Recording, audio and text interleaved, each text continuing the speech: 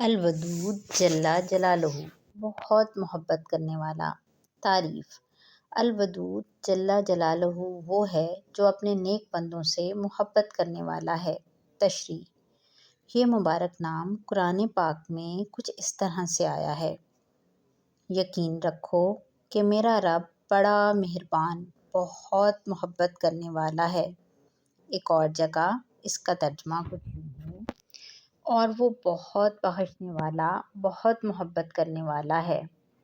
اللہ تعالیٰ اپنے بندوں سے بہت محبت کرتے ہیں، اسی وجہ سے اللہ تعالیٰ نے سب کو نعمتیں عطا فرمائی ہیں۔